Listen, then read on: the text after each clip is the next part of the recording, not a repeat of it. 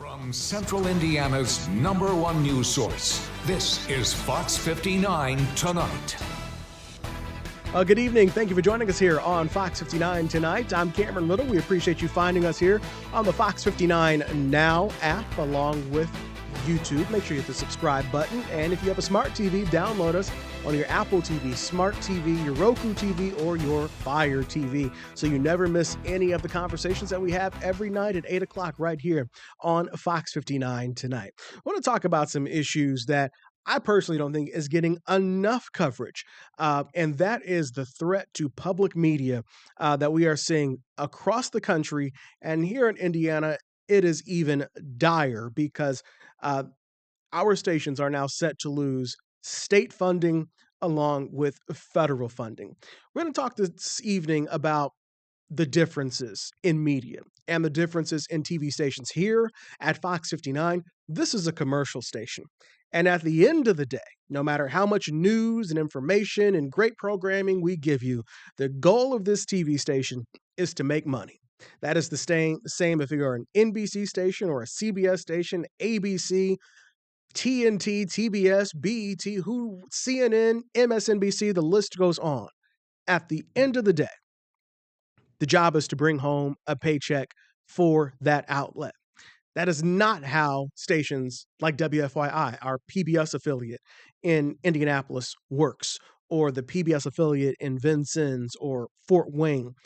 The mission, yes, is to give you information, but they are non-commercial stations. They don't actually take commercial breaks. When they go to commercial break, and I use that with air quotes, it's usually a public service announcement or some kind of other information. They don't make money by going to commercials the way we do here at Fox 59. And that is why you see them ask for a pledge drive every year. They ask for your donations to help keep them on the air. And in addition, they get state funding and federal funding. This is the network that brought you Big Bird and Mr. Rogers' Neighborhood. PBS News is a very respected news organization, but it is not the same level of hours of news produced that you would find on an ABC affiliate or a Fox affiliate like we do here at Fox 59. Their news is important, but it is not all they do. And on the federal level, their funding is being cut off and threatened to be shut down for political reasons, because the president does not like the news that PBS is delivering. And again, not to diminish the news value of PBS, but that is not all they do. And it's probably not, it's not the majority of what they do. At the same time, here at the state of Indiana level, we are facing a $2.4 billion shortfall when it comes to money in our state's budget. And every year the discussion comes up, how much money are we going to give to public media? And this year it was none. That number always gets smaller and smaller, but this year it was none due to that $2.4 billion shortfall, which occurred because of the tariffs impacting the state of Indiana. This is a major manufacturing state. We are the crossroads of America. And if product isn't being moved at the same level, this state suffers. And one of the first casualties almost instantly that we saw was the funding that goes to public media. To talk more about public media, its mission, what it does, and what it doesn't do, is someone who knows it very well. This gentleman here is John Strauss, who I know from Ball State. At one point was one of my professors, but he is a man of many hats as he wears right now. He is a former Ball State journalism instructor and general manager of the school's public radio and television operations, where he produced the award-winning Indiana Weekend magazine show about interesting people and places around the state. He also worked as a correspondent and editor for the Associated Press news service in Indiana, Kentucky, Tennessee, New York City, and covered government and politics for the Indianapolis Star. He's now retired and has a little bit of time for us. He's focused on education and communications as a consultant and an occasional substitute teacher for Lawrence Township Schools. And of course, John, when you have a little bit of time, you're like me out there driving a bus. Cameron, thanks for having me on today. And I admire all the things that you do. And it's funny, you're right. I did, for a story once, I obtained my Class B CDL and actually worked part-time for an interstate charter bus company. So I admire what you do, and Thank I you. admire your skills and what it takes to do that. Well, thank you. Obviously, I admire your work as well, and that's why I wanted to have you come because you are a guy who knows public media in a way that few people know. You've been a general manager and had to have run a radio and a television operation there at Ball State, and so what is happening is dire. This isn't a hey, this might happen. We are at this is happening, and how do we cope with it? Um, First, as I gave my little rundown at the top of the show. Does that make sense? Am I accurate in describing how a station like WFYI works?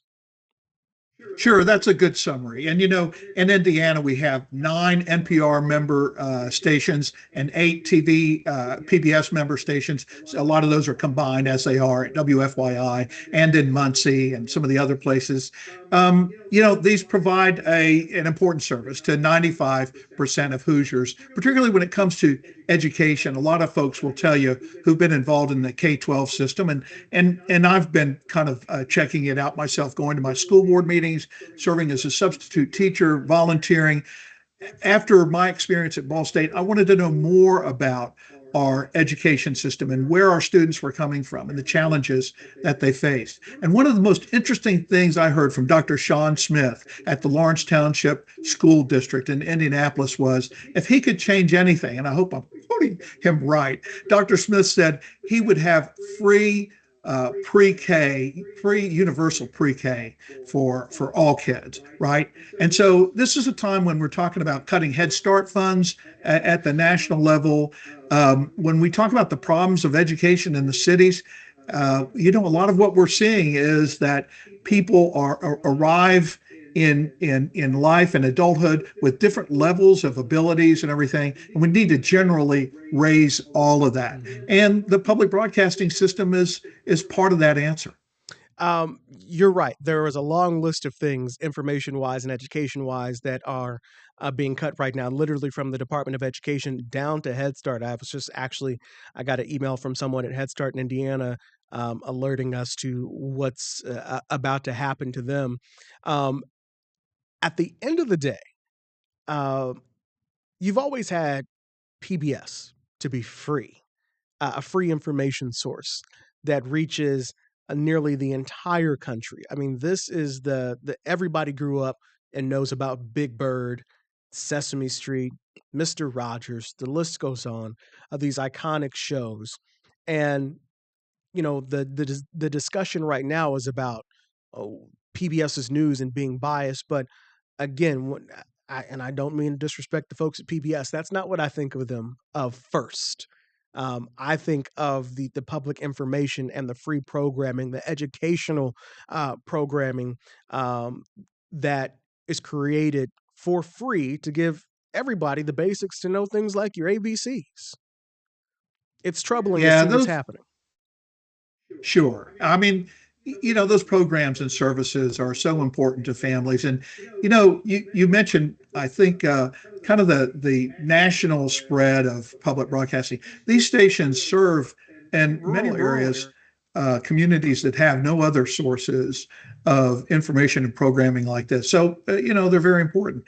I mean, at the same time, I think that we're talking about $535 million for Corporation for Public Broadcasting, which is a large sum. But when you put it against a federal budget of $7 trillion, you're talking about one hundredth of 1%. So, I mean, if you think of the whole federal budget as being the height of the Statue of Liberty, maybe, the part that goes to public broadcasting is the last inch at the very top of the Statue of Liberty. So cutting funding for public broadcasting is not the answer to the nation's budget problems. And we've had a balanced budget 30 years ago or so. I mean, it's possible to do it, but you won't get there with this, right? So why cut this service, which is so vital? And the impact will not be so much on PBS and NPR, although it certainly will be. But I mean, these are small stations serving millions of Americans and providing kind of services that families rely on. So, John, let's talk real quick about the 1-2 punch that our Indiana member stations, as we call them, are facing right now. So, at the state level, we've got that $2.4 billion shortfall that hit the state house budget right on the last week of session, and a lot of things were threatened to be cut. Some things ended up getting price hiked. Education was pretty much spared, but the budget was tight from the beginning. Um, but the forecast says the state is going to get less money due to the tariffs. And with that said, the state said, well, we got to tighten the belt somewhere. And without really any discussion, they said, we're going to cut the funding to our public media stations across the state. It is gone. It's not reduced. It's just gone. And I want to make it clear to people that was the reason, just the budget. Whereas what's happening at the federal level, that money is being disconnected at the direction of the president for political reasons, because he doesn't like the news content that PBS is carrying. And so, of course, lawsuits have been filed from NPR and PBS because just like other departments that we've talked about, Head Start, Department of Education, that's money that Congress has allocated and approved, and they're the ones, if they're going to disconnect it and shut it off, they have to do it. You can't do it by executive order. And so, nevertheless, other states across the state, everybody's dealing with the threat and the possibility of losing that federal funding. But here in Indiana, we are also losing that state funding. That is a bad 1-2 punch. Sure, it's a 1-2 punch. And let's just talk about the state side of this for just one moment. The state support for would have been $3.7 million. That's on a budget of $22 billion in Indiana. And it came at the very last moment, as you said. And, a lot of us remember the state just a year ago or so. I'm recalling the rainy day fund and a budget surplus, very substantial. So I get it. The situation changed quite regrettably, very suddenly. But, these 9 stations that are serving millions of Hoosiers, 95% of the state, receives these broadcast services. And to end that without a public discussion feels very strange. I mean, I think that, we live in the kind of government where the lawmakers represent the viewpoints of the folks. And if things need to be tightened, need to be cut, yeah, that's a discussion that we have. But it sort of feels like it happened in the middle of the night and without any kind of discussion or warning. And I would point out, incidentally, right, that this sum of money that we're talking about, the $3.7 million on a budget of $22 billion, let's take another comparison. Think of the Soldiers and Sailors Monument in downtown Indianapolis, 284 feet tall. Miss Victory standing there with the sword representing justice and a lamp representing culture. Education, lighting the way for people. The $3.7 million that we pay for public broadcasting in Indiana, if you were stacking up that whole budget, it's the very last inch at the very top of Miss Victory's torch. You can't even see it from the ground. And so, by comparison, I guess you'd say, the lawmakers also passed a new tax on cigarettes, right? $850 million over 2 years. The funding that we're talking about for public broadcasting in Indiana to serve these millions of Hoosiers, especially children and education, seniors and life quality type issues, news and that sort of thing, that amounts to about 3 days of that new cigarette tax. These are not large sums of money that we're talking about. To some folks, it sounds good because, and we get it, right, that there is kind of a partisan divide over not only the trustworthiness of all news, but of course, the trustworthiness of public information broadcasting. Nevertheless, 43% of Americans favor continuing funding for public broadcasting versus 34% 4% who want it withdrawn. So more people, a majority of people, want to continue funding for public broadcasting. So to end it, kind of in the dark of night, if you will, without any public discussion, it feels I don't challenge the state lawmakers, but why would you do this? It's a bit troubling, and this 1-2 punch really could threaten the ongoing existence of some of these stations. It's just a lot to absorb all at once. Well, and people, think that uh, everybody on TV makes a lot of money. I can tell you that's not true. But I can also tell you that um, people who work at non-commercial stations, public media, make even less than people who are at a commercial station, and so they're not rolling in the dough. We had a saying, when I was general manager of WIPB and Indiana Public Radio in Muncie. And by the way, I was brought in as a former manager with the Associated Press with some management background and knowledge of how stuff works. I was brought in to sort of combine those staffs and save money. I mean, Ball State is very careful with how it utilizes the public dollars. And incidentally, I need to point out that for every federal dollar that stations receive, they go out and raise $6 other through underwriting, through memberships, and things like that. But when I was at GM, we had a saying, right? Because we were operating very carefully. Hey, we're PBS, not CBS, and I did 280 episodes of a magazine show. And for the TV part of it, it was just a photographer and myself going out and shooting stories across the state while holding our regular day jobs because we knew we needed that programming. And we got lots of great reaction from people, because the news ecosystem, as you know, has contracted a great deal. Newspapers today, right, have lost 90% of their revenue compared to 2006. No business could sustain that. So today, in communities across the country, we have news deserts. We have newspapers that have closed. We have newspapers that are, a mere shell of themselves. So this is a time when, we need, more news coverage. More people need to understand more about the world that's going on around them, whether it's the school board, city hall, who's fixing the roads, that sort of thing. We need more of that coverage. And incidentally, the difference that you make distinguishing between Fox 59 and PBS, we need more of that. And your station operates under a licensure which says, you have a duty to the public interest. And Fox 59 does a good job of fulfilling that duty. But we need more people. We need more information, more trustworthy information for people, not less. And we know that from surveys from Pew Research and others, Gallup, showing people really, they trust their local reporters much more than on the national scene.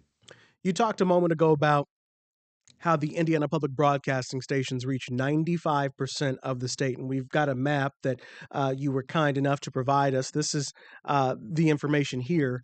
And as you take a look, I'll zoom in a bit so that folks can see what we're talking about. This is the state of Indiana here. And these circles represent the signals of these stations in these markets. So you go up to Northwest Indiana, and the station in Maryville is broadcasting into Michigan and into Illinois. The station in South Bend and Elkhart are also broadcasting into Michigan, Fort Wayne into Michigan and Ohio, Lafayette into Illinois. The stations down at Vincennes, where I got my start, John, at WVUT and WVUB, are into Illinois as well as Indiana, Evansville into Kentucky, and this little sliver here that isn't getting served by anybody, that's that 5%, and they're getting their PBS coverage and NPR coverage from the station there in Louisville and in Cincinnati, which are just across the border. But if you just look at some of the data that IPBS has been sending out, this is Indiana's largest pre-K classroom. Again, as you go through this this background information, and here's all the stations that we're talking about that are impacted. If you recognize these logos in your area, what they're talking about here is the education that it provides, and then even during severe weather, and natural disasters. We've all lived through the pandemic. These are the things that they tout that they do, providing information uh, along with their shows. What's missing here is this national conversation that everybody's focused on, and that's the PBS news programming. Again, not to diminish what they do, but it's really only a small portion of what they do on a day to day basis. Yeah, they certainly do a lot, and I'm glad that you're showing that. And I need to, make clear, I'm not a spokesman for Indiana Public Broadcasting Stations. I was a board member when I was a general manager. I'm just an interested citizen, and I think you called me because my news background, my broadcasting background. But man, I'm a member of three of these stations. By the way, I Hmm. support three of them because they're places that I've lived, and I've helped out at one or another place. I've been a volunteer. I really believe in this, and interestingly, um, when I ran the stations in Muncie, and I've done some work with WFYI in Indianapolis. I mean, you see the most dedicated people. And if you think about what it's like when you volunteer on some sort of kind of effort, maybe through a place of worship or helping out a community pickup or something like that, think about who you meet. The people who are volunteering, working for their communities. These people at the public stations are not volunteers, but they have that same kind of spirit, right? They know this is a mission-driven organization, and it's inspiring to be around people like that. So I don't speak for them, but I think I speak for the Hoosiers who know that education is our key to economic growth and stability in Indiana, and the key to middle class economic security for millions of Hoosiers. And this, the work of these public stations is a part of that. It's a continuum. It's a part of that educational effort that we're going through in Indiana. And so, when we talk about cutting funds for these stations, it's not just about the news coverage. It's not just about one element or another. It's about, whether some of these stations will survive. Hmm. As you said, you're a member of three of these stations, meaning you contribute, you listen, and then they have their pledge drive every year, and you donate. We don't do a pledge drive here at Fox 59. That's not how we do it. We do commercials, and so as you're listening to these stations, everybody's kind of now putting out the red flag to say, "Hey, we've got a big problem here, and we need all of your support if you want us to stay on the air." Because as you just mentioned, there are going to be some stations probably, and again, I haven't directly heard from these people, but I'm going to assume, based off the background information that I know about the industry, that a station at Ball State, while they're going to face some cuts, they're probably going to be in a better position than a station that's not owned by a university. Some of the others that we showed up on the map, and again, while you're not working at one of these stations, you know well enough that that portion of state and federal funding is big enough that it could mean people losing jobs, if not, a station questioning, are we even going to be on the air? Yeah, it's a real concern. I mean, I don't know exactly what the effect will be, and I don't think anybody does. Hmm. But I would say this, when this is a stat that's out there, and it was when I was in public broadcasting management. On the radio side, about 10% of NPR listeners are members of the station. So, and what's with the other 90%? I mean, we just figure somebody else is going to take care of it. And so you have these pledge drives, which, seek to pull in more people as members and sustaining members and support this work. But, even among listeners, there's a perception that, hey, this is being taken care of. We're okay. And I'm sad to say it's not. And I would urge people. By the way, I'm a Fox 59 viewer. We I mean, appreciate that. I consume local news from multiple places in my city of Indianapolis and elsewhere. And I don't think you can have too many viewpoints. I don't think you can have. I mean, this is a very complex world that we live in, and we can't all be, economic experts. We can't be health and vaccine experts, right? So we need really reliable sources of information. And to mention NPR for a moment, NPR is it originates news and information. it distributes it. But the key thing is it originates. There's a lot of commentary and so forth on social media by people who take the foundational work, the news that's created by mainstream sources, and then comment on that and share it. And that's cool. And that's what people should do, right? But somebody's got to be out there covering the meetings. Somebody's got to be, sending folks to talk with, explain things. It's such a complex world, right? So, I appreciate what the public stations do. I also appreciate what the commercial side does too. And I think all of it together helps people form an understanding of the world based on kind of multiple points of view. And that's really critical. John, how long have you been in the classroom? Because you taught some of this, and you taught folks like myself journalism 101. Forgive me for not remembering exactly which class you taught. It was multiple that I had you for, but how long did you do You that? still owe us a paper. No. No, I do. I do. I taught at Ball State for 9 years and in the Department of Journalism. And you might remember at that time we had a combined curriculum where we were helping prepare students who were headed for the print side, typically in newspapers and magazines, and students who were headed for the broadcast side. And we had a combined curriculum where they got, sort of combined training. And Ball State, incidentally, if I could do a little PSA, I no longer work there, right? But what a tremendous institution. I mean, amazing. And Terry Heifetz and Tim Underhill and all these people. What a tremendous, investment that the university has made, the people of Indiana have made in those facilities to train the next generation of folks to go out, as you have done, and help tell the daily story of life in our communities and advocate for the viewers and listeners. I mean, this is an important work. I've also spent some time down at Indiana University's Department of Journalism recently, 5 days down that way.